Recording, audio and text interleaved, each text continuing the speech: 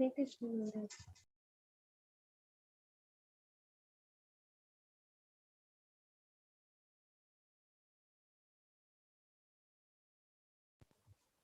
Maharaj, we can't hear you.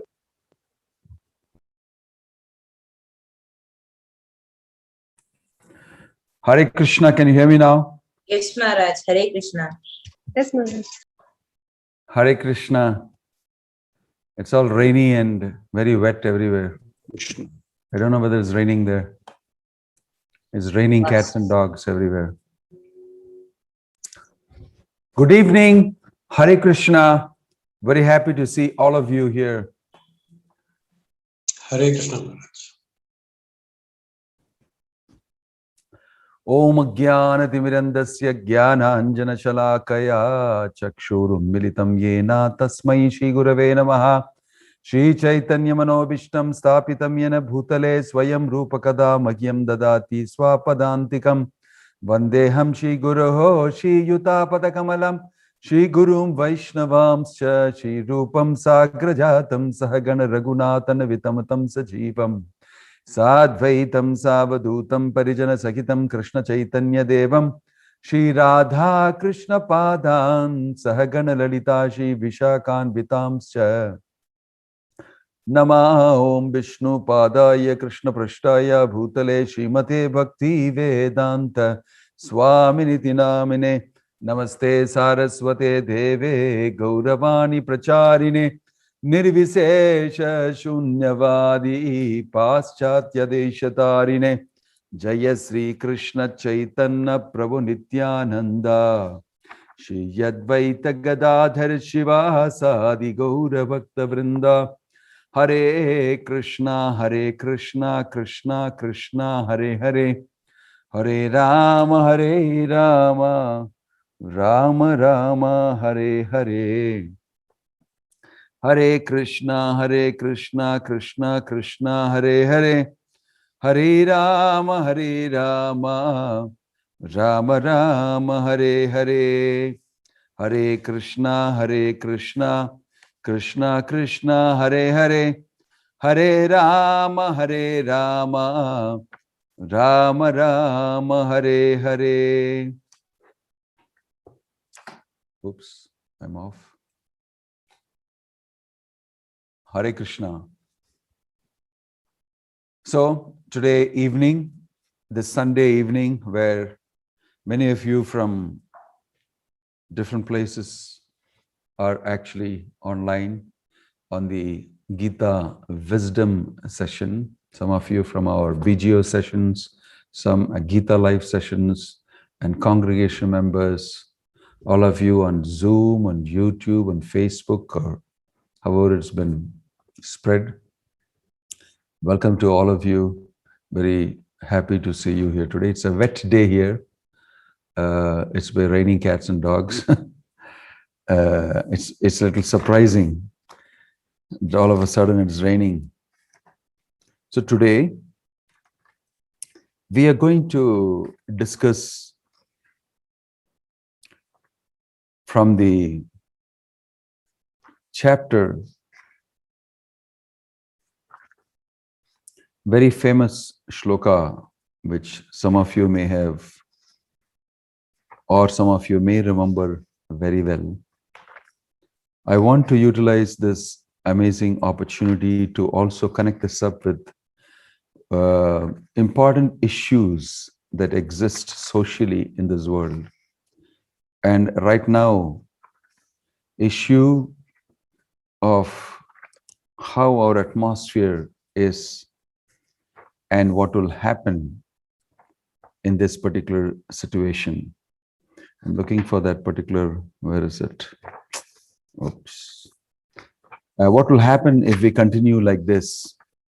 Very nicely explained by Krishna himself. Yeah.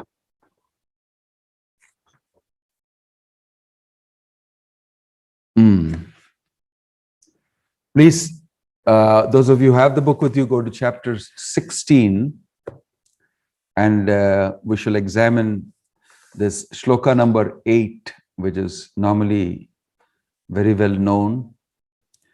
I will chant this a little bit. Chapter 16, text 8. Asatyam apratishtam te jagadahur anishwaram aparasparasam bhutam kim manyat kamahaitukam. Please, I will chant this once more, and after this we will repeat it line by line. Asatyam apratishtam te jagadahur anishwaram aparasparasam bhutam kim manyat kamahaitukam. Please repeat after me. 1, 2, 3. Asatyam असत्यम् अप्रदिष्टम् Jagadahur Anishwaram Aparaspara Sambhutam Kamahaitukam Kim manyat kamahaitukam. Kamahaitukam. I chant each line once. After that, you chant. Initially, you don't chant. You hear, see the book. And after that, you chant. Follow me one by one. Asatyam apratishtam te Asatyam Aprastite Jagat ahuranishwaram Jagadahur Aparaspara sambhutam Kim anyat kamahaitukam.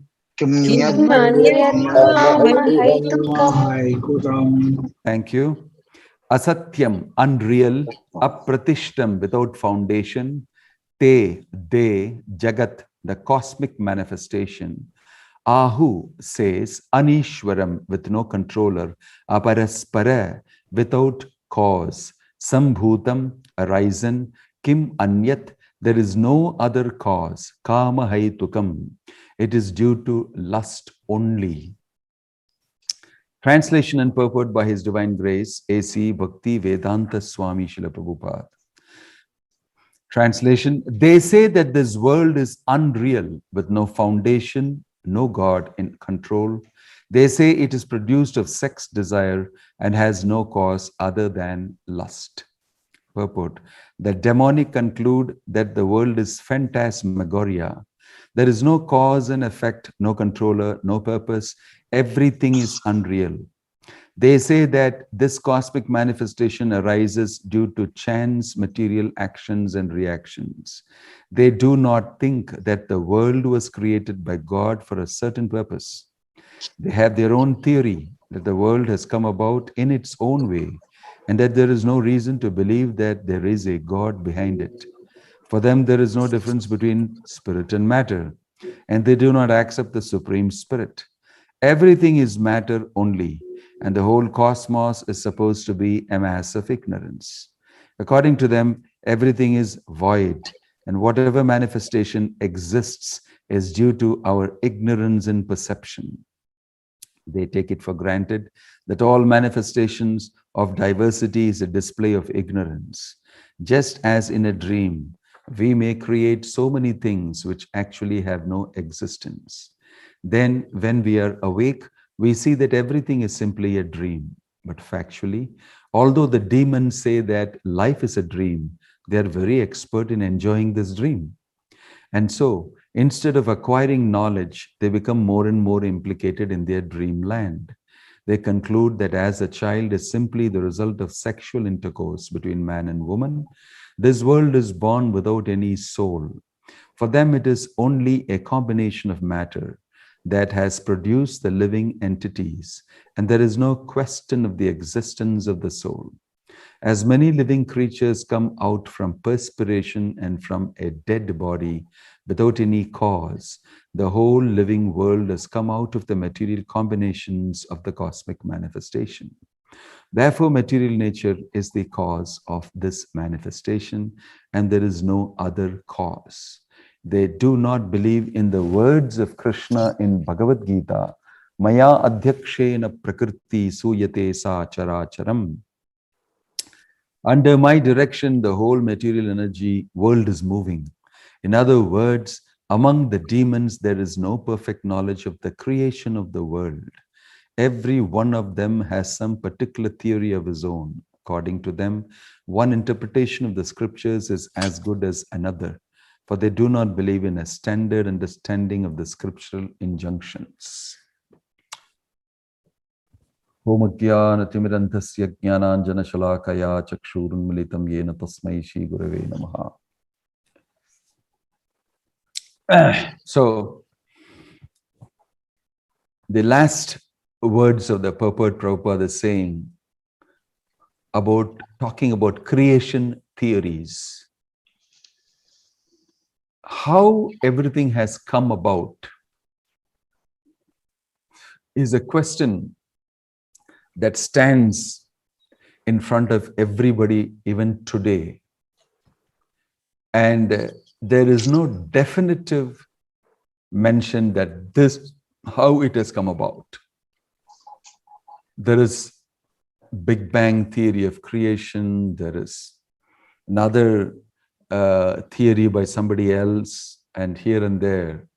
No definitive. They're all theories of creation. And it is so sad that they don't examine the fact that how can we theorize, speculate on the solid fact of creation. We are all born into this world and we see things that are already existing. That is how we are all mostly. We are not like Brahma, who came into this world and was asked to create and then learned how to create. And before creating, he actually met the Creator, the Supreme Lord, and then learned everything from him and then started secondary creation. All this is very nicely explained in detail.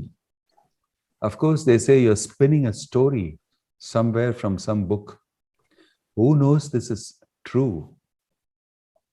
Well, are you not also spinning a story when you say that in the beginning there was all gases and they condensed and vast masses of water formed, and then from that there was a chance combination and life arose from that, and then it multiplied marine creatures, and then they walked on land, and then gradually they were four-legged amphibians, and then they became two-legged, and like that it evolved. Who has seen these things happening? Nobody has seen it happening. And you may collect bits and pieces of evidence somewhere in archaeological evidence and this and that, but it is so sparse evidence for such a solid theory saying that everything came about by chance like this. Aparaspara sambhutam kimmanyat kama hetukam. That's all. It just came about by lust and combination of man and woman, and beings arose. We're just speaking about human beings only. And that's how it happened. And that is a theory that is so solidly built. And everybody is driven to believe that. It's huge propaganda, but actually speaking, there is no solid proof of it anywhere. Although there is a little bit here, there, some archaeological evidences of skeletons and bones and everything together. For such a solid understanding and such a vital and important portion of our understanding of the truth about creation, to postulate something that it's happened like this. But who knows? Who knows? And some very sparse things are being spoken about. So today you go everywhere, the premise is that man came from the apes, he was prehistoric man and Neanderthal, Homo sapien man, and they show all these faces of different types of human beings, Pliocene age, the Miocene age, millions of years ago, and these type of, but it is such a amount of information that you want us to believe, and there is nobody really knowing that this is true. The type of evidence you have is so flimsy to believe such a solid theory that man came from the apes and evolved, physically evolved over a long period of time from mini micro organisms onwards, and evolved and evolved and evolved over millions and millions and billions of years, and came to this, to sit at this point of time today and go back trillions of years. This is how it happened. Seems to be pretty a long shot in the dark, like they say. You know, if you take a gunshot in the dark, you know, you get the target, you're aiming at something and you hit it. Somehow you hit it. Of course, you are not like one of those great archers like Arjuna or King Dasharath, who could shoot in the dark. Very well-trained persons who can get a bullseye target even in the dark. I'm not talking about that. Long shot in the dark means just let's shoot it, let's see if it happens like that. But this is such a vital, important understanding. And here you have in the Vedic scripture, especially Bhagavad Gita, Krishna is saying everything comes from me, material and spiritual, generally. Then he goes into great detail to explain how creation is done. And the Bhagavad Purana explains in the second canto, in the fifth canto, it explains construction and design of the universe. It explains so many things in great detail. And the elements of detail that are there, we wonder that unless somebody has been involved in creation, how can he talk about this like this? And so also you have in other Bible, you have in Quran, all of them speaking about creation. How did it come in all these scriptures about creation? And if you look into that, you will see such detail mentioned there. Bhagavad Purana speaks about Sarga Visarga, primary creation and secondary creation. The primary creation is done by God himself in his manifestation as Vishnu. He comes as Vishnu, Mahavishnu, and then there is Garbho Udakashayi Vishnu in each universe. And then Garbho Udakashayi Vishnu is the main deity of the particular universe. And he creates. And then the secondary creation is done in each universe by Brahma. 84 lakh species of lives, bodies he creates and puts the souls into the, and there's a very detailed description of this primary creation and secondary creation. And it's all listed. Atra sarga visargascha sthanam poshanam utayah manvantari ishanukata nirodho muktirashayah. In this way, Bhagavad Purana has got different characteristics, 9 different characteristics. And one of them is creation and sub-creation. And it is repeatedly being created. It's not that one-time creation. It's a very casual thing. Every day of Brahma, there is creation. And every day of Brahma also, there is 1,000 times. When he goes to sleep and when he gets up, and then in his lifetime when it finishes. So different types of creation of various intensity and detail is also mentioned. Now, who would mention all these things in such great detail if it was some story that they are spinning out? And similar things are mentioned also in various different Puranas and everything. So even if we don't understand by our own experiments and rationalization and observation, which we cannot, into a time so many billions of years ago, it's impossible for us to go there now. Maybe they're expecting they go in a time machine and do time travel backside and be able to go and see there and come back and report it is like that. These are all science fiction stuff. We don't know whether all those things are possible, but it's recorded. And these amazing scriptures tell us that some portions of it may not even be believable to us because we don't have that type of experience now. And why it is like that is also explained because we are in Kali Yuga and we have limited capacity in our understanding. Mandha sumanda matayo mandabhagyahi upadruta. This is the quality of people in Kali Yuga. Like that, I'm just giving you 2 scenarios. One, the theory.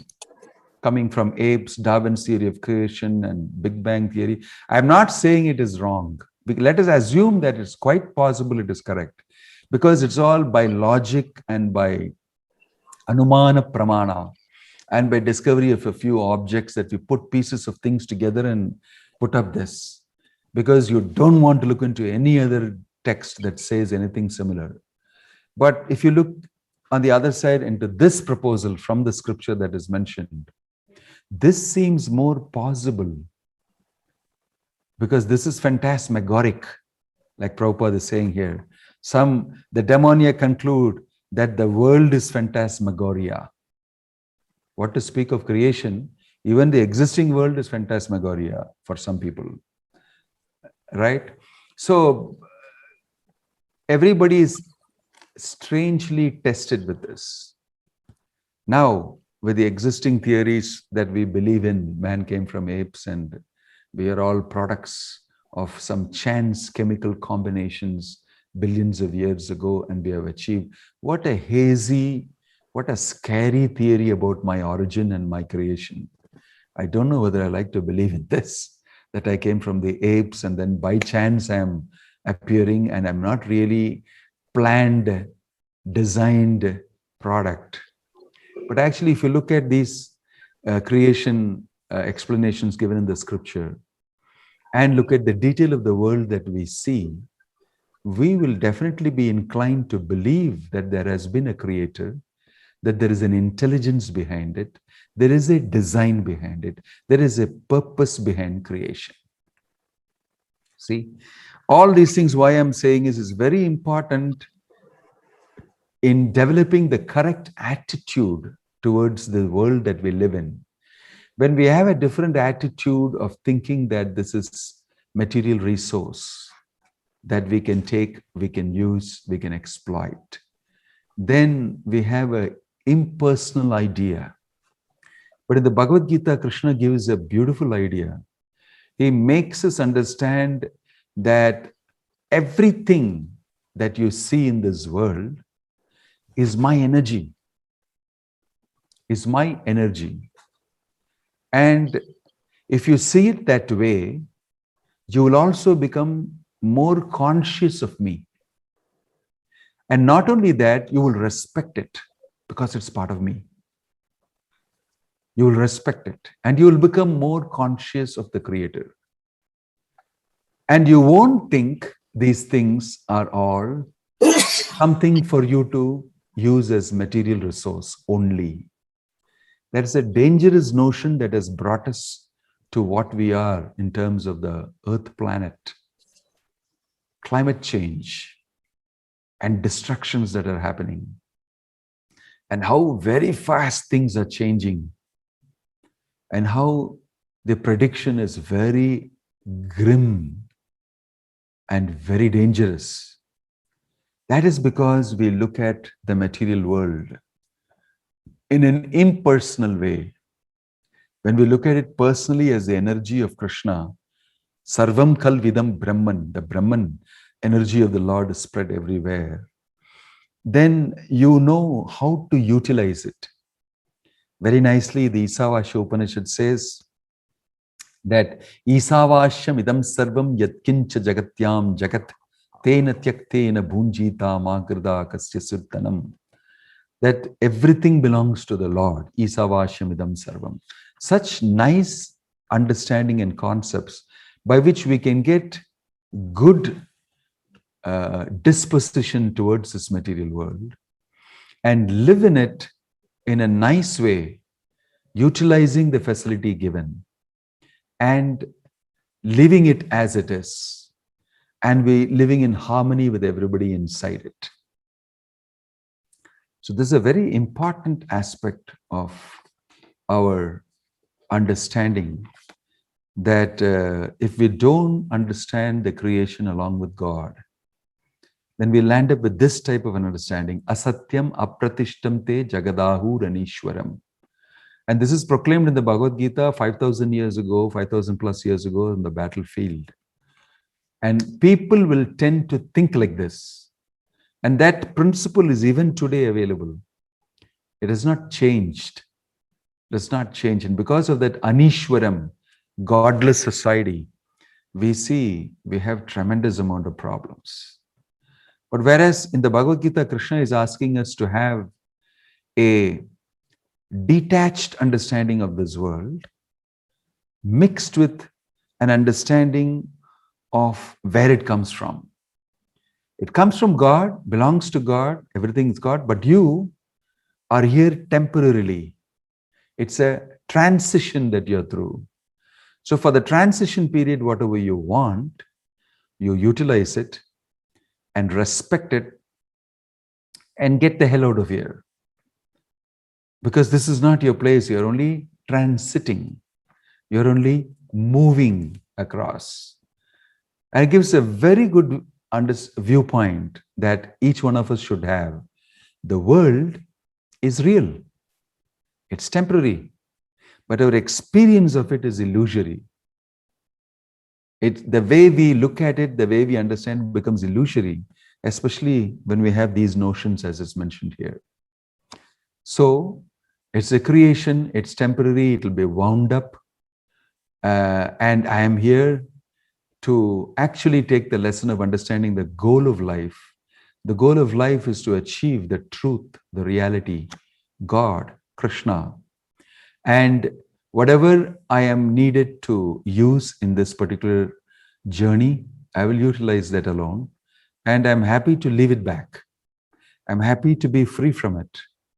So a certain type of a detached engagement in this world, plus at the same time a personal understanding of God, and therefore his energy, and therefore looking at things personally. It's very amazing when the 11th chapter Krishna says, I am the Ganges. In the 10th chapter also says, I am the Ganges amongst mountain, I am the Himalayas. Actually, in history, all these are persons. In our tradition, Ganges is a personality. We worship the river Ganges. Some Hindus are very shy to say that we worship the Ganges because how stupid, how can you worship a river? How can you worship a mountain? How silly you people are. So they feel very conscious about these things because they have not studied the tradition, studied the wonderful philosophy. Yes, they are persons. You'll be very interested to know that it seems in New Zealand now they have declared personality for a particular river because it's being polluted so much. And legal, they're given a position to the river. Legally, this river by name so much is a personality. You cannot pollute it. If you dump stuff into it, you'll be taken into, charge, and you'll be punished, you'll be penalized. This is the only way they found that you can stop these people from polluting it. Introduce a personal understanding of the river. So although they don't know anything about Vedic philosophy and everything, it's very amazing to know that they found this is the only way to stop people from polluting the place. But here in Vedic culture, Ganges is a personality. You go to Vrindavan, Mathura, and see Yamuna is worshipped. And at the same time, it's polluted like nothing also. And all the factories all along the way, they dump all their worst stuff into it. And it has almost become dry and almost dying. But the people in Vrindavan will worship Yamuna, where Krishna played and did so many wonderful pastimes. You will see that. And for them, Yamuna is a person. Yamuna Mai ki jai. They will be all be singing and going and taking bath in the Yamuna. This is the real tradition. And when Krishna was there, he saw the river is polluted by Kaliya, the snake Kaliya. And he decided, now I have to teach him a lesson because Yamuna is my wife. Kalindi is married to Krishna. That pastime is there. Kalindi is a beautiful looking lady moving up and down on the bank of the Yamuna. Krishna and Arjuna together are in the same forest next to the Yamuna. And they're moving up and down. And then Krishna sees this beautiful lady called Kalindi. And he tells, she looks so beautiful. Can you go and find out about her? And he sends Arjuna. This is all part of a Leela. And Arjuna goes and asks, who are you? So beautiful. She's parading up the bank of the Yamuna and she says, my name is Kalindi. I want to actually get married to Krishna only. He performs all these amazing pastimes in my river. I have nobody else in my mind that I can think of. So don't come and approach me in case you're thinking of anything. He said, no. I have come to approach you from that person only. And in this way, he arranges the marriage of Yamuna and Krishna, Kalindi. It's a very beautiful pastime there. And Kalindi gets married to Krishna.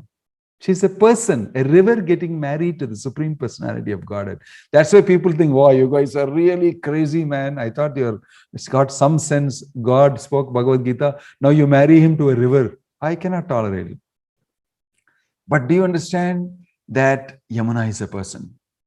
It's in the same great scripture, it's mentioned, the Bhagavad, the story is mentioned. In the same Bhagavad, the story mentioned of Himalaya. Himalaya's daughter is Parvati. That's why people can't understand this religion at all. I mean, in the present day and age, personalizing the river, the mountain, all these different systems that are given, because they are personalities. Actually, they are personalities. Everybody is connected. Every tree is a personality. This is our understanding. Every tree is a spirit soul. And Prabhupada explains that there are mountains with wings who fly from one planet to the other.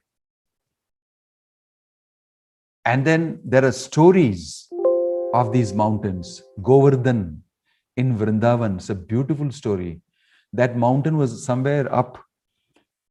Dronachala was his father, Govardhan's father. Govardhan was very young when Paulustya Muni actually told the father, I want your son Govardhan to accompany me. And he was forced to give his son. Son said, I'm going, but under one condition, if you place me down anywhere, I'll never get out from there. I can help you. But if you place me anywhere, I won't move from there anymore. He said, okay, come. Small boy, what do you know? But actually, Govardhan was an eternal servant of Krishna. He is coming to this world to serve Krishna. So when he's carrying and going on top of this place called Vrindavan, this Muni gets a feeling of, I want to empty my bladder. I want to urinate. So strongly he feels it that he places Govardhan down right there in Vrindavan place. And he goes to, and he comes back, he said, I told you I'll not get up afterwards. I'm not moving from here. Then he gets very angry. You small boy you are, and you're just trying to act with me. You know who I am? I curse you every day to reduce your size by a mustard seed, and you'll keep going down and down and down. So Govardhan said, whatever you want me to do, that's okay, because I am here because this is Krishna's place. I don't mind what you say, because the Supreme Personality of Godhead is going to come and he will be walking all over me and I will be facilitating him. I'll have caves, mountains, trees, fruits, shrubs, valleys, waterfalls, and he will sport in all these places. I am here for that. I've been asked to come for that. And it doesn't matter if you have cursed me. So even today you go, people go around the whole Govardhan hill in parikrama. Govardhana parikrama is very great. Krishna himself did this parikrama and showed you must do this parikrama. Everybody should respect Govardhana and do this parikrama. Govardhana is me only. Like this, you have the story of the Prachetas. The famous story of the Prachetas in the Bhagavatam. This is another wonderful story wherein you have the Prachetas performing austerities underwater for so many thousands of years. Tapasya. And then when they come up, they see Vishnu and everything happens and he blesses them. And then they come out to the world again. And in the world they see that it's completely covered by trees because there is nobody ruling, there is no king, there is no leadership. And the trees have grown wild everywhere and the whole earth is covered with trees. So they get very angry. Somebody has not done his job properly. So they use their drishti and look at the trees in such a way that they catch fire and start burning the trees. All the trees are getting burnt by them. Then Brahma descends immediately and says, what are you doing? You're burning the trees. You're killing them. It's not correct. They are living. They're trees. And he stops them from doing it. He stops them from doing it. Then an amazing thing he does. He said, you get married to the daughter of the trees. Marisha is the daughter of the trees. In this way, the trees will become your in-law, father-in-law, mother-in-law, because the daughter of the tree you will get married to. And because they're related to you, no, you can't do anything to the trees. You have to respect them. So the whole relationship changed. They married Marisha, and trees became the father-in-law, mother-in-law. Can you imagine? This is mentioned in the Bhagavatam. So they started respecting them in relationship with them. Then there are numerous stories you can go about. Kaveri River personality, the story about her. Godavari River, there is a story about her. And all these Vindhya mountain, there is a story about her. So don't think that all these mountains are just, bunches of dirt, huge and just there for nothing. If you go to Tirupati, they will tell you the whole mountain range is Seshachala, is Sesha, housing the Lord. What a concept, what an understanding. This is not just imagination. So all of these are personalized. Because they are personalized, we look after them carefully.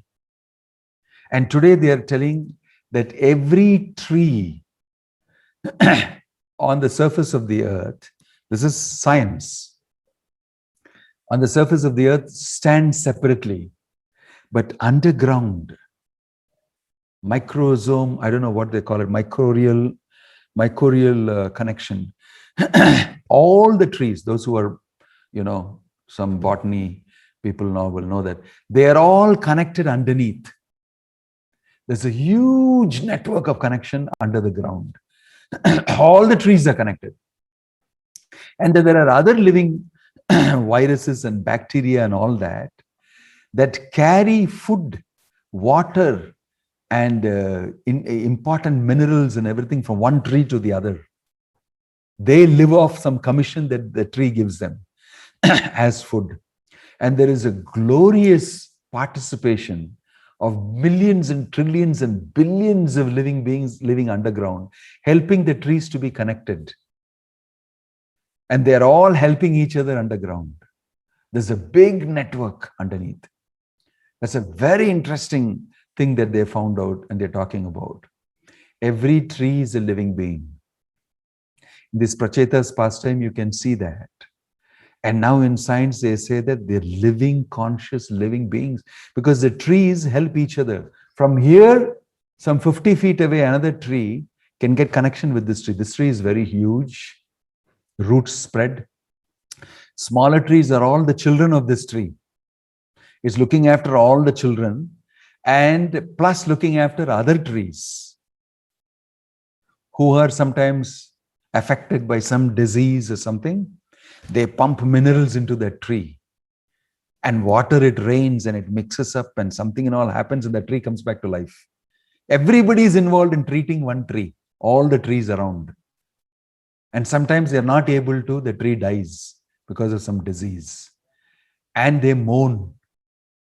And you can see that the tree's leaves hang down. All their people, they're spirit souls.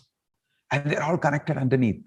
Isn't it very amazing? And modern science, they have found it and they're telling, is it not amazing? You see, they're all connected and they're all helping each other underneath. So as science progresses, genuine science, coming to genuine conclusions like this, like I told you in New Zealand, they said the river should be personalized. In India, every temple deity is a person and the properties belong to the temple. He's a legal person, the deity. That, of course, we can understand God is not just a statue. We know he is actually God and he is a personality. Imagine if we start personalizing every river. How bad you will feel that you're pouring all your toilet and urine and dye and this and that into the river. Only when the river becomes personal, we think, I cannot do that.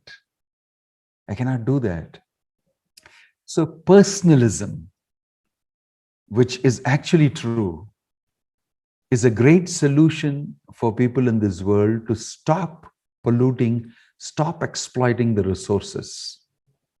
You'll see that Ravana, he knew about the personality of some of these things and still roughly treated them, my possession, like that. He was so impersonal in terms of utilizing everything for his own gratification that he reached a height of even taking away Lakshmi, who is a consort of the Lord. And that is when Krishna said, now you must stop. You've even taken away my own spouse for your enjoyment. So now I should come and finish you. So when human society comes to that limit of exploiting material resources, depersonalizing them so that they can be exploited. This is a philosophy. First you depersonalize. Now we are busy depersonalizing people. Artificial intelligence, robotics and everything. And then, so what's so great about the human being? I can produce a human being. So it's become a huge industry and lots of money because you're producing people. They're saying that we are able to produce people. So they have lost value for human beings. They have depersonalized human beings. It is starting now. That's why people are very scared about this. There are moral and ethical questions about this. You're creating, you can design a woman the way you want and ask for it. I want blue eyes, I want blonde hair, I want this height, I want this weight, I want look like this, and you can get exactly what you want. Amazing. And the robot is programmed to do everything according to your swabhava. What are your likes? All your data and everything is already there. So you just have to give your data and they can download and they can make. You just have to give the specifications and they'll give you a model first. And then you say, I want to change this like this, like everything you can change, whatever you want. Color, skin, tone, texture, everything. And then you made and given. So real persons are going to be replaced by artificial persons. And the robot is fully programmed to understand what you like, what you don't like. So they have names and they keep such and such a person in the house. And that robot will never speak anything against you. Never do anything which you don't like. Because it's programmed according to what you want. And so very happily, it seems they're going to live. So this is depersonalization of the human being. Already human beings are called human resource. And how I can utilize you, what are all your abilities. And now human resource is replaced by robots. So where will this sort of attitude go and take us? You will stop, real human beings will stop being valued at all. There'll be no value. In fact, there won't be any difference. Already science fiction movies are filled with these type of things. You know the difference between a real human being and a manufactured human being. Right? Very dangerous. So this depersonalization of the world comes from not accepting God as the person who is the real creator. So one is understanding the creator, understanding his creation, and understanding all his energy, and understanding that there are personalities involved, and being in touch with this nice network alive in this world. Like I told you, underground there are trees, the mountains, the rivers are all connected. Then there are bees and birds all connected. Then other living beings are connected. It's a whole completely connected system. And all of them are buzzing with activity because they're connected with God, Krishna. But this human being is the only person who's totally disconnected with everything. And he cuts everything else, and he depersonalizes and he eats up all the living beings, and he does what he wants by drilling the earth. Earth is a person, Bhumi. We worship the earth. But he treats the earth so badly. He treats all the rivers and natural resources so badly because of his depersonalization of everything and not able to see the connectedness, how it is connected with God. What a huge loss. If you don't understand the creation, how it is made, for what purpose it is made. It's made for you and me to be very happy. Why don't you utilize it the way it is meant to be used? And all of them will work in sync with you. The rivers will give you plenty of cool, fertile drinking water. The mountains will give you fruits, vegetables, minerals. The sun will shine. And there is a whole system, and it's picking up wonderful herbs, wonderful fruit trees, creepers, and everything, all created for us and other living beings. If we can understand this and live in harmony with God's creation, how wonderful the world would be. How wonderful people will have relationships with each other, with a God-centered society. So, other people are also speaking about this without God. Some of them are saying no God, but still nature is so wonderful, ecology, connectedness, everything. But when they examine it somewhere or the other, they're not able to execute it because they don't have their personal philosophy, right? So man is not developing internally. Unless we develop internally and have our own understanding, I am spirit, soul, I'm not this body. I am connected with the Supreme Lord. Materially and spiritually, we are all connected and interconnected. And there is a Supreme Creator who is our Father. It fits in. Krishna explains in Bhagavad Gita this whole construct and the interconnectedness. So this philosophy of the Bhagavad Gita can be a wonderful solution to the problems in this world today. It can change human beings from inside out. If we transform inside to understand that I am a spirit, soul, conscious personality, and so also is this tree, this river, this mountain. If you can understand that, you will definitely respect them much, much better. You will not think them as just resources to be exploited and utilized by you. Build a dam, generate power from it, pollute it, suck out of it, do this to it, do that to it, everything. So this philosophy was understood in India. Long, long back, I think I spoke to you about the Chipko movement of Sundarlal Bahugana. I heard this from, the very famous, world famous Dr. Vandana Shiva. She's from those areas near the Himalayas. She's a doctorate and she's a quantum physicist and everything, but she turned out to be an activist, a nature activist. Is very active. She and many other ladies from the Himalayas embraced the Chipko movement. Chipko means in Hindi to go and hug. They started drawing on the trees and tying the trees with some, particular type of insignia. And when the dams were being constructed, there was being deforestation. They went and hugged the trees and they put this, you cannot cut the trees. These trees are living. They provide us with water. They provide us with beautiful things. If you cut them, there will be floods. There will be, the network will be spoiled and lots of things will happen. So you cannot cut them. So they went and hugged the trees, and every tree they went and hugged. And they stopped them from constructing the dam. Power of a lot of these women.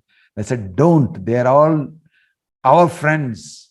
They're all living. They had such a personalized notion that they couldn't build the dam. And today, because of that, lots of things have been saved in the small patch, but in other places they went and deforested and did things, due to which reason so many problems are there. And now slowly the government is understanding maybe it is true. In our own land, in our own country. So many people understand these things, like I told you, New Zealand, and I'm showing you about Chipko, that there is an interconnectedness. And Bhagavad Gita explains that everything is connected with Krishna. And that is why Krishna is saying, among mountains, I am Himalayas, among rivers, I am the Ganges. He's saying that. And these are personalities. And we know about how Ganga was brought down for the, sons of Sagara to be, brought back to life. And there's a story of Asamanjasa, Amshuman, Dilip, Bhagirath finally brings in the whole generation. And then he brings Ganges, and Ganges says, who will bear my weight and my force? When I come down to the earth, I will penetrate the ground and go deep inside. And then he worships Shiva and says, can you hold her in your head? And Shiva says, I will do that. And then he holds Ganges, and controlled way he leaves her. He's called Gangadharan. Why, Lord Shiva, you worship so much? You should understand that, definitely you should understand that Ganges is a person, if you're a worshipper of Lord Shiva. Ganges is a person, don't pollute it. Don't pour all your nonsense inside her. So that Ganges is held, and in a controlled way, she flows, and Bhagirath brings her, and then all those 60,000 sons of Sagara revived. Today, Ganga Sagara.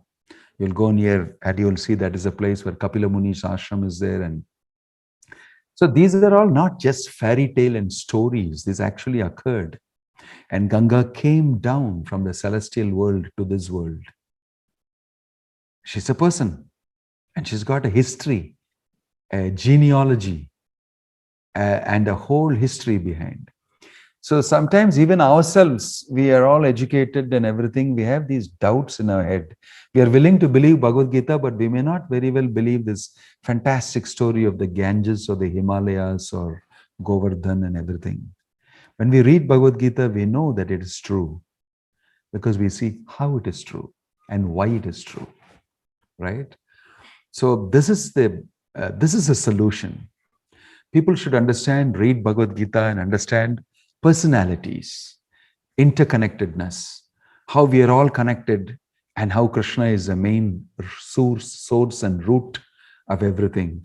And in this way, we'll develop a better disposition towards the world we live in. But if we look at these theories that they float, there is no accommodation for these type of things. But there's a whole activism going on wherein they like this idea of interconnectedness and being all these things, but without God. But okay, it's one step, it's very nice. But then since it is not having the full, complete understanding in philosophy, it's difficult to be implemented. And mostly the World Health, the UNO is expecting that faith-based organizations are the best to promote this particular attitude. Otherwise, depending on these nations, depending on their economy, and depending on their competitive stance, and depending on the political atmosphere, and having them and expecting them to make a change in terms of carbon footprints and all is never going to happen. Because they are not going to do it. Each one of them is selfishly trying to exploit nature's resources because they know it belongs to nobody, according to them. And so definitely the people will completely finish their nature's resources because there's no authority there for them. Their philosophy is up for grabs. Anybody can take it first. Nobody is bothered about the place we live in. So the next generation of youngsters are saying, you guys are completely nonsense, you and your industrial revolution. You have spoiled this planet and you're handing us in legacy a spoiled planet like this. So there are a lot of moral, ethical issues around these things. And none of these leaders can solve it on their own because there's no one authority for everybody. So you will see what is the meaning of a king, what is the meaning of a leadership, and how leadership is lacking and we are plummeting down. And it's all because of a godless civilization. When we accept God as mentioned in Bhagavad Gita, and we act like that, and we transform ourselves, a true person who can contribute to society is that person who follows the instructions of Bhagavad Gita. It's not simply a religious text alone. There, Krishna is giving solutions to all the problems we have because of the attitudes of people. The godless attitude is screwing up the entire planet. And you want to say you don't accept God, religion, because of other types of occurrences. For everything, there is an explanation. So we should read Bhagavad Gita very deeply, and we'll understand deep ecology. We'll understand deep personality, and we'll appreciate that. And so Prabhupada wanted, our founder, Bhaktivedanta Swami Prabhupada, he proposed, this is the solution. And he very boldly went all over the world and said, there is God. And he is watching everything. And if we lead a God-centered life, we will lead a prosperous life. It's not some religious fanaticism. It is not some old fashion to believe in God. It is a reality. If you don't, you'll be finished. That's what it has come to now. So I think human society is very ripe to take the instructions of Bhagavad Gita, but it has to be presented in a manner that is acceptable. Om Tat Sat, Hare Krishna. Any question or comment you would have, you're free to address it in the chat box or physically voice it.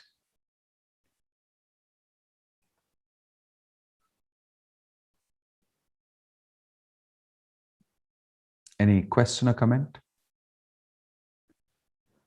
Shailaja Kulkarni, you said our experiences in this world are illusory, but we experience things with senses. It is temporary, but how it is illusory, please clarify. Yeah. Definition of illusion is any opposite of illusion, or opposite of unreal is real. Anything that is real is eternal, permanent. Anything that is unreal is temporary. This is a general thing, understanding. So although we are experiencing certain things through our senses, and for this time and for this particular situation, it is real for us, but that keeps changing. And that situation is not there anymore, and that particular experience is also getting over because you die. And once you die, you come back again. And the earlier experiences have no significance with you. They don't matter. So in this way, it's illusory whatever we go through because it can't sustain itself. This is the Vedic definition. But in reality, your spirit soul, there is a spiritual world, and all the experiences are real. They last. And it is not day and night, morning and evening type of limited experiences. You're controlled by the way you are situated inside this world. And that is no boundaries and no limit. And it is eternal. So that's of a completely different experience.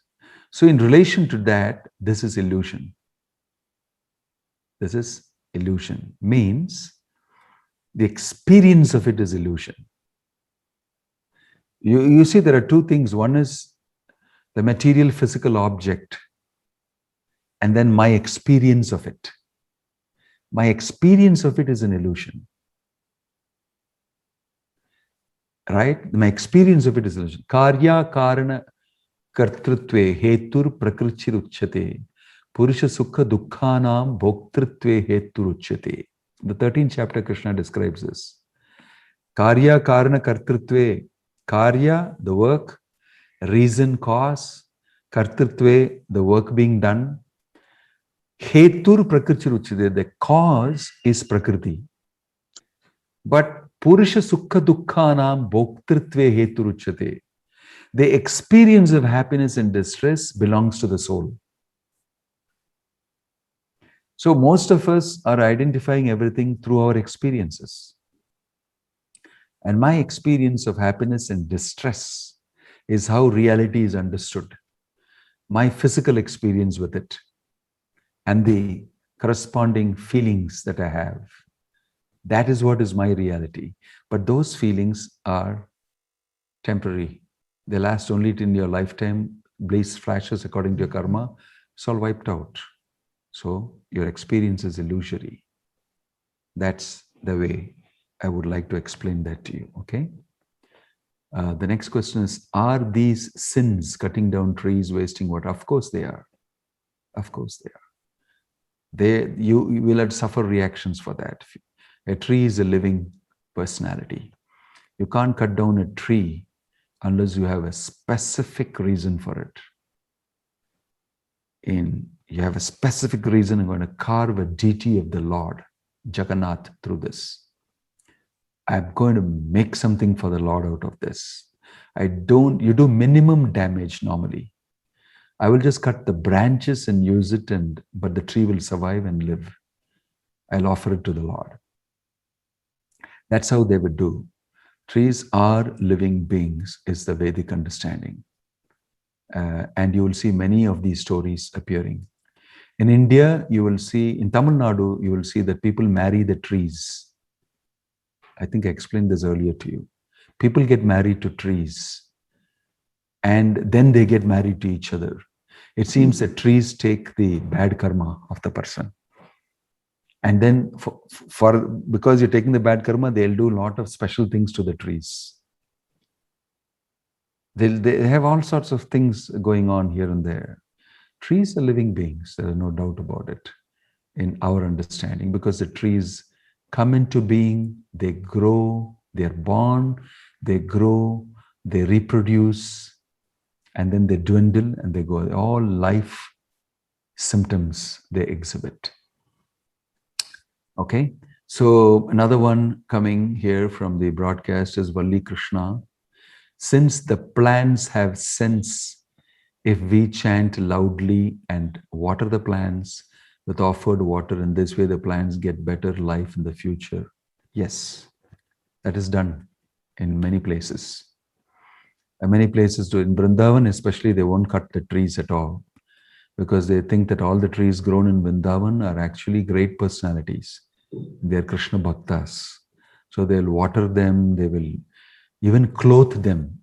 In some places they give cloth for the trees. They really treat very personally. In the Parikrama path, you can see in many places, this tree is Krishna has touched this tree, and his ancestors are all this is by Krishna. So they'll pray to the tree, put their head against the tree, and they will water the tree. They will do many things to the tree. We worship Ashwatha tree, we worship Tulasi plant, we worship, these are all considered to be worship, and that worship is accepted, and it gives you great benefit, credit.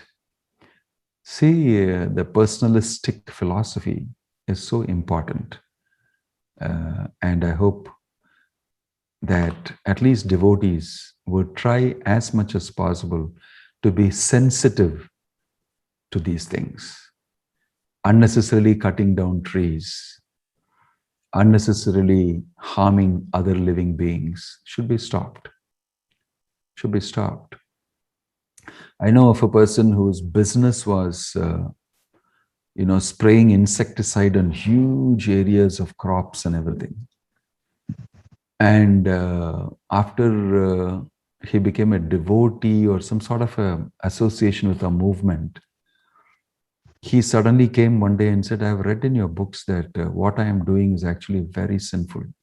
Because when I spray this using a helicopter and using an aircraft, I spray it over huge acreages, thousands and thousands of acres. And I take these contracts and a lot of insects die. Mountains and mountains of insects are killed. All of them.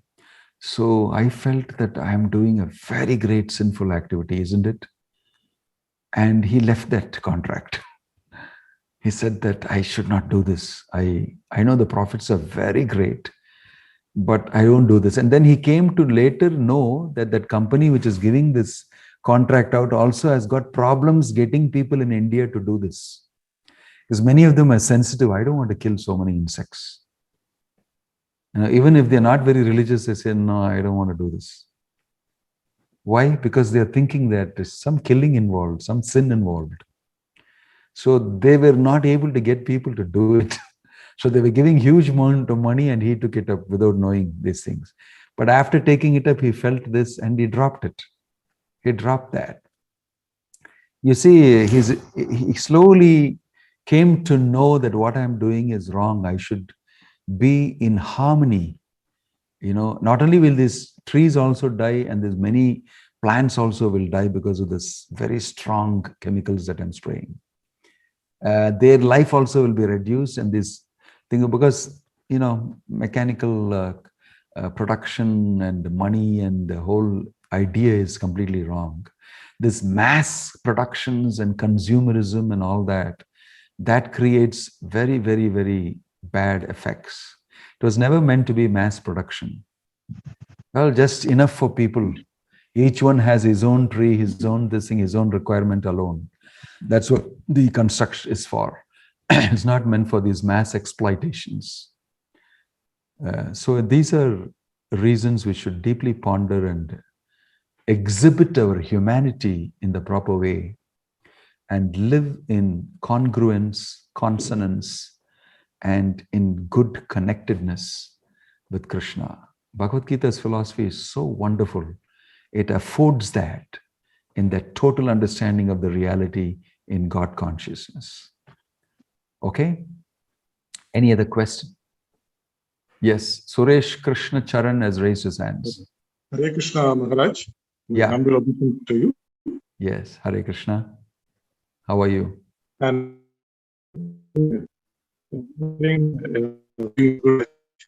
Can't hear you very well. doing A little broken.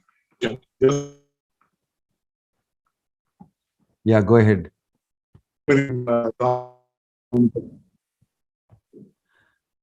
Can others hear? Can anybody hear? Yeah. No, even others cannot hear. Is it better, Maharaj? It is better. Maharaj, you mentioned in creation. Yeah. You mentioned that Gone again.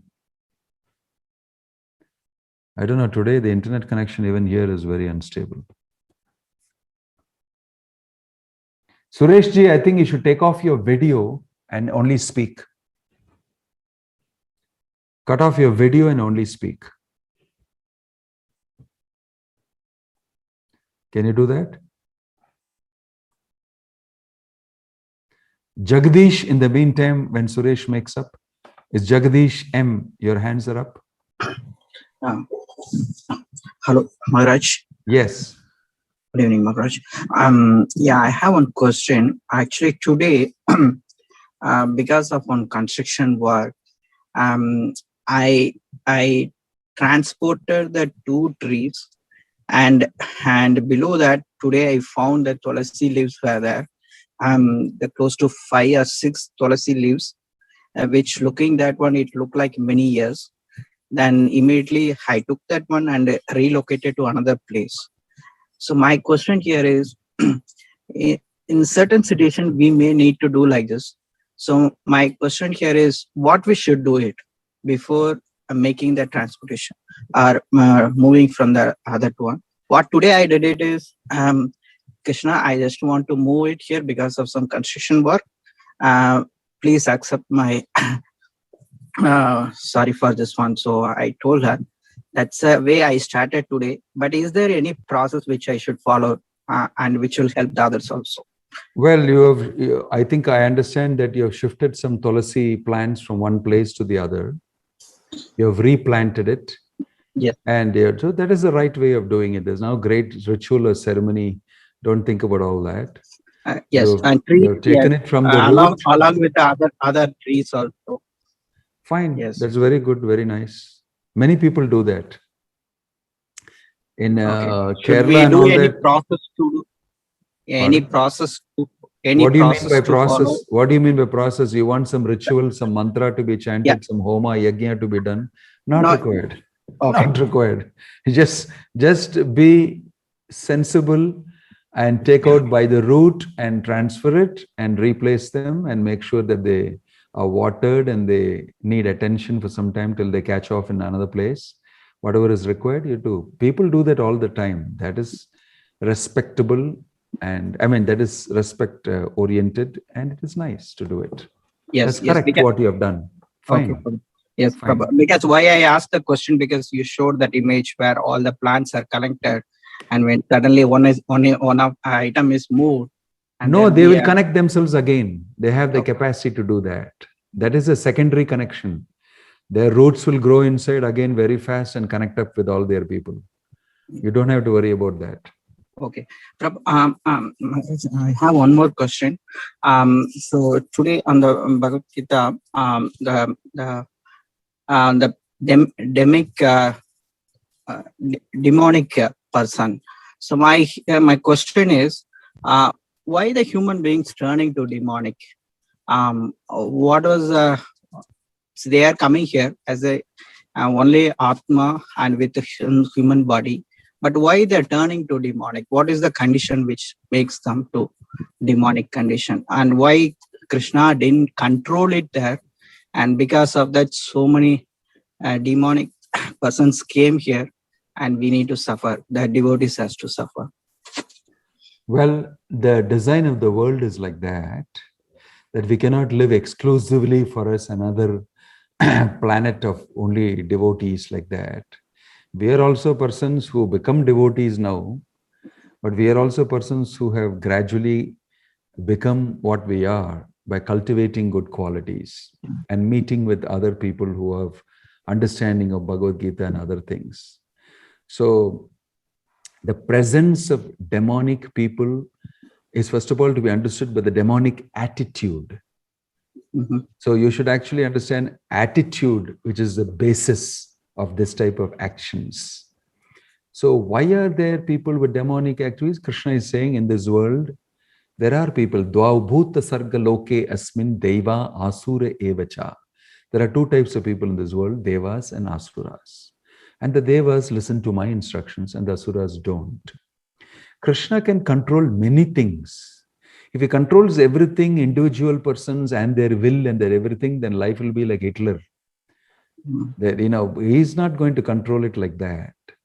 When individual free will is there and people perform out of their own good understanding and education and proper understanding of God consciousness and the creation of the Lord, everything together, then it is a mature understanding.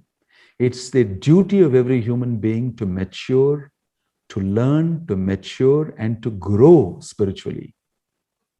In society, there are no leaders who teach people these things. And because of that, most people who get educated in this world in the godless education system and the so-called materialistic education that you get, by default will be wired demonically only. You go and see what you're learning. You don't learn anything about the creation of the Lord. You learn that your great-grandfather is a monkey. You learn that. Yes, yes. Yeah, and you write exam on that and believe in it. And you learn that creation occurred and all chemicals and all that, we are nothing but this thing. So you learn depersonalization, you learn materialistic understanding. There's nothing spiritual about it in the education system. And this is the demoniac syllabus you have. Okay. And what do you expect from this type of education? Whom to come? Angelic people who will fly into the sky from this type of thing? No. This education is grooming people accordingly for their own type of economy and their type of political clout and everything that they have. They are creating people for themselves.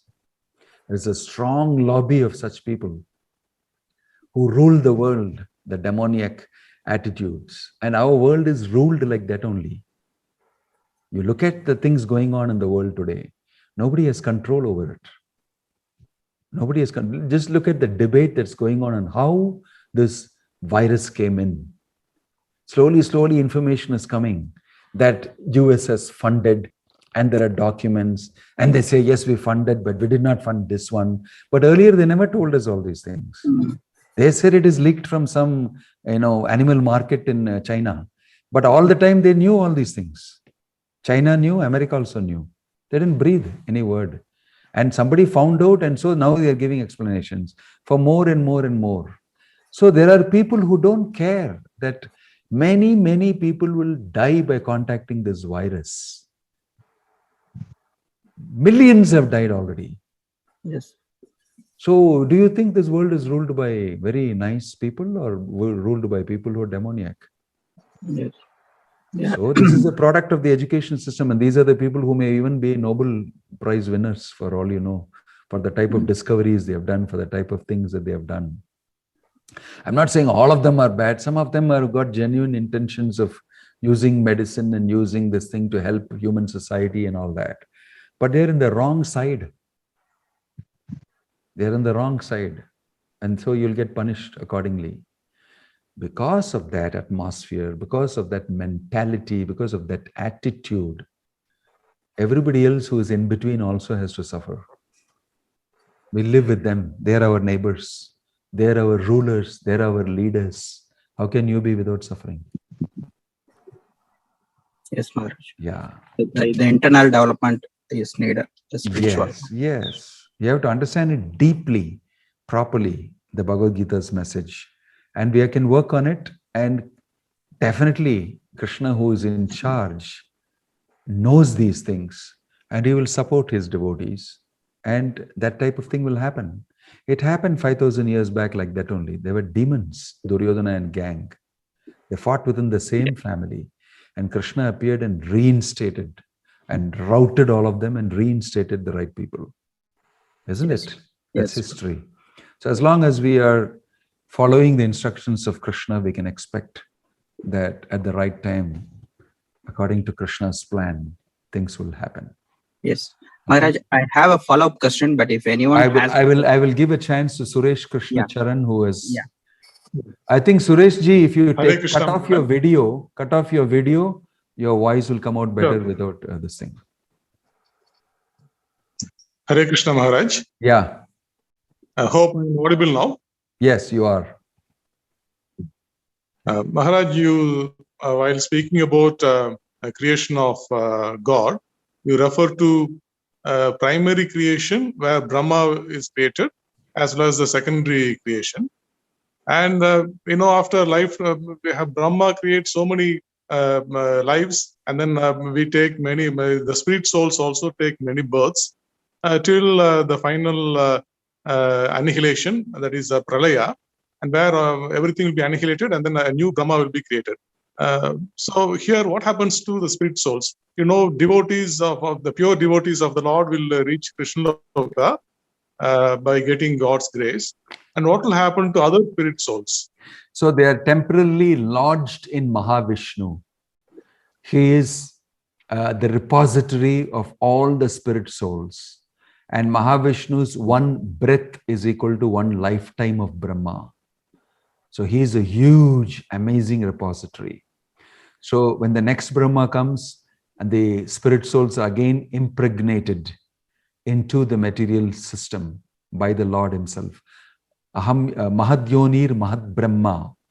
Tas Garbham. He speaks about the fact that the womb of material nature is impregnated by me with spirit souls. And then after that, Brahma does a secondary creation of giving them all bodies and creating matter and all that together. Material bodies. The basic ingredients are given by Bhumi, Rapo, Analo, Vayu, Kam, all that created by the Lord. Then the secondary creation is done by him, and all of them get bodies again, and they go through that cycle, and then again it's wound up, and again it comes up, and again it's wound up, like a balloon being blown and contracted, blown and contracted. Continuously creation is going on and annihilation is going on. That's why this world is like a drama on a stage. It's not real. Okay? And all those spirit souls are constantly resting in the body of Vishnu, the transcendental, very huge body, Mahat.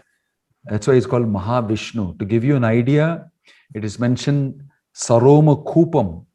Roma Kupam means hair hole on the body of Vishnu's body. From that hair hole bubbles universes. So you can imagine how big Mahavishnu is. In other words, the diameter of the hair hole is equal to the diameter of the universe. So we are not talking about somebody chota here. It is very difficult to understand these scales. So all the spirit souls and the entire thing rests in him. and it comes out again. So he's in Yoga Nidra. You'll see a picture of this. All this is explained in Bhagavatam and the scriptures also, in many other places in great detail. So answering your question, all the spirit souls rest in Vishnu because he is the representative of the Supreme Lord for the material world. And he's an Amsha, Kala Amsha of the Supreme Lord Krishna. And from him, it goes on and on. And those who get liberated and get Krishna Bhakti, they are sent from there to the spiritual world. Okay? Thank you very much, Maharaj. So Mahavishnu is a temporary resting point. Oh, there are a lot more questions here. Prashop Pai, when Shastras mention trees, mountains, rivers, etc. as personalities, ignorant humans take it as sentimental attitude. Do devotees need to perform service to the nature as a social custom? No, they just have to worship Krishna first. They should understand. And then from worship of Krishna, they will also understand everything is interconnected. So Krishna is worshipable and everything connected with him is also worshipable. In fact, Lord Shiva is making a statement. Aradhananam sarvesham Vishnu aradhanam param. Out of all types of worship in this world, Vishnu worship is considered to be the topmost. Tasmat parataram devi tadiyanam samarchanam. But greater than the worship of Vishnu is to worship those connected with Vishnu, his devotees, his paraphernalia. That is why we worship the Ganges, because it flows from the lotus feet of Vishnu. Padanakhanira janita janapavana. We worship Ganges. We worship those attached to Vishnu. His deity form, his devotees are all worshipable. So this is the way to understand it. We don't have to perform a separate new social custom or anything. The social custom that you need to adopt is already mentioned in the scriptures. It's not anything new. You just have to recognize God, and automatically you'll start recognizing everything associated with God. Prabhupada said, love me, love my dog. He explained the British expression. If you love God, you should love God's dog. So Prabhupada used that and said, love me, love my dog. So he said, everything connected with the Lord also, we love, especially his devotees, because they are the portholes, they are the ways through which we can approach the Lord. Then everything, items that they use are also spiritualized. The Lord uses, so it's taken as prasadam. When we get an item, sometimes we get, this is the Lord's band, this is the Lord's cloth. People take it and worship it. They tie it around their head and they use it as a necklace. And they, Rath Yatra time, I get the cloth of the Lord used for before his main dress was put, and all the devotees get prasadam from the pujari. It's worn by the Lord. So it's worshipable. They tie it and they keep it, and it enhances their devotional service. It enhances their attitude towards God and everything. So these are enough. If you're devotionally attitude, if you have that personal attitude, automatically these things will follow. And they are not sentiments. People who don't understand God will say this is useless sentiment, some dogma and everything. No, we have a scripture. We follow according to that. And there are great personalities who have practiced it, acharyas and many. And according to that we do. We're not blindly doing anything. And this is not sentiment. You're saying that because you don't know the science behind it. You get influenced by these activities that you do, and you develop expanded consciousness, a blossomed consciousness. And that is proof of the fact that what we are doing is correct. Okay. Venkatrajan, humans are exploiting resources more than any other creatures in this planet due to their arrogance that they know everything and can do anything they want. How Lord, the original creator, will put a check on this? Well, how he's planning to do, I really don't know, because I'm not his private secretary for sure. I am just a small practitioner of the instructions I'm trying, and what I know I'm trying to teach you. But it's mentioned nobody knows the Lord's plan so easily. Bhishma tells Yudhishthira while he's lying on the bed of arrows, and Krishna is also standing, he says that everything is a plan of the Lord. Nobody knows his next plan, but it is always good for his devotees.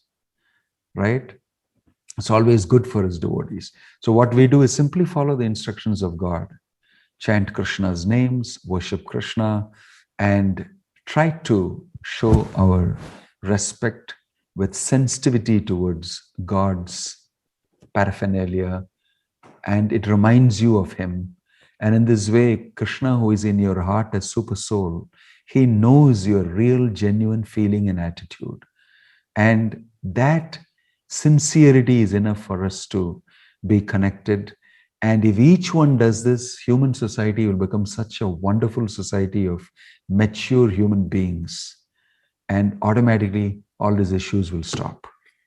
This is how Prabhupada wanted it. And gradually, if that doesn't happen and the demons or demoniac people disturb it, then Krishna has a way to stop it. And we have full faith that something will happen. We just have to be a little patient.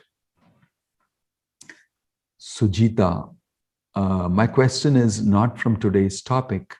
Is a devotee is sick and she start think about children, the life partner, and think Krishna punish me? Is the thinking is correct, Maharaj? How to come out from these types of thoughts, Maharaj? Just need some words from you for the types of thoughts. Okay. This is, if a devotee is sick and he's feeling that Krishna is punishing me.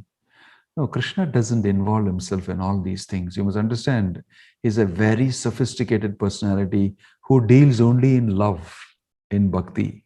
These things are done by other lower officers. Your karma and everything.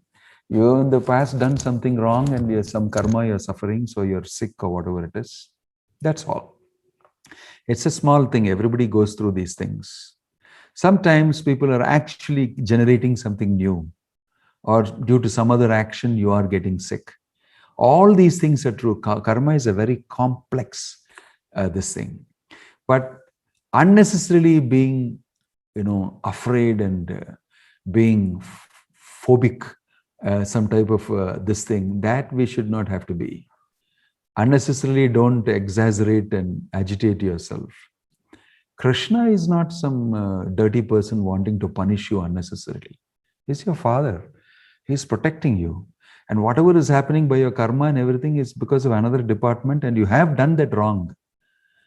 And that's how we take it. Normally, a devotee takes it that this is a reaction for something that I have done, and it is minimized by Krishna's influence. I should have suffered even more. And then in that situation, a person becomes more surrendered to the Lord. That's all. That's the mood he takes up. And quickly, Krishna will always relieve a person from these type of situations. And we should not, unnecessarily think. That's why we should keep in touch with Shastra, with Bhagavad Gita. The more we read, the less we will have speculations. The more we will be having correct thoughts. The more we associate with other devotees. So we don't have to worry. Everybody gets sick because his body is designed for sickness. Janma, mrityu, jara, vyadi. Vyadi is part of this body's design. Everybody gets sick. Even kids get sick. 1-year-old kid gets sick. An 80-year-old man also gets sick. And throughout your life, you get sick so many times. So what? Body's nature is like that. And there are germs and viruses and bacteria that affect you. And you become sick. So that doesn't mean that Krishna has punished you. As part of living in this world. So while you're sick or whether you're not sick or anything, you should always keep Krishna conscious, because this is how the world is designed, what to do. Okay. We are saying these are all karma, don't think bad, but that person, okay, on that time only again start unwanted thoughts like the above and note. Anyway, I've answered that to you. Please chant Hare Krishna and be dependent on the Lord, and wonderful things can happen to you. Om Tat Sat. Good night. Hare Krishna. Jai.